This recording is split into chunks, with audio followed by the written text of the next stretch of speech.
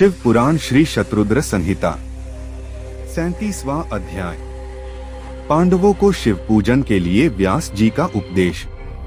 नंदीश्वर बोले, हे श्रेष्ठ मुनि, जब पांडवों को दुर्योधन ने जुए में हरा दिया था और वे वनवास पाकर अपनी पत्नी द्रौपदी सहित द्वैत वन में निवास करने लगे थे, तब एक दिन दुर्योधन ने ऋषि दुर्वासा को उनके शिष्यों सहित पांडवों को कष्ट देने के लिए उनके पास भेजा।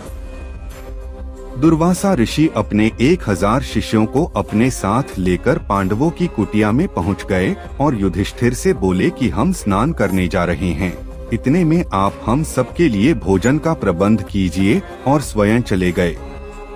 दुर्वासा ऋषि द्वारा भोजन की व्यवस्था करने की बात सुनकर सब पांडव सोच में डूब गए, क्योंकि उनके पास अन्न नहीं था।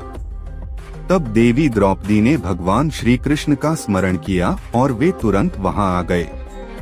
वहां उन्होंने पांडवों की रसोई में बचे अन्न के एक दाने को खाया और इससे वे स्वयं भी तृप्त हो गए। साथ ही स्नान के लिए दुर्वासा और उनके शिष्यों का भी पेट भर गया और वे वहीं से लौट गए। इस प्रकार श्री कृष्ण ने पांडवों पर आए इस संकट को दूर कर दिया। फिर पांडवों को भगवान शिव की आराधना करने के लिए कहकर वे स्वयं द्वारका चले गए। एक दिन जटाजूट धारण किए, गले में रुद्राक्ष की माला और भस्म लगाए व्यास जी ओम नमः शिवाय पंचाक्षरी मंत्र का जाप करते हुए पांडवों की कुटिया में पधारे। व्यास मुनि शिवजी के प्रेम में मग्न तेजपुंज से आलोकित थे। उन्हें पधारा हुआ देखकर पांडवों ने उन्हें प्रणाम किया और आसन पर बिठाकर उनकी पूजा अर्चना की।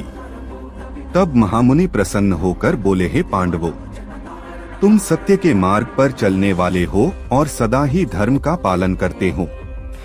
महाराज धृतराष्ट्र ने तुम्हारे साथ पक्षपात किया और तुम्हारा राज्य दुर्योधन ने छल करके तुमसे छीन लिया।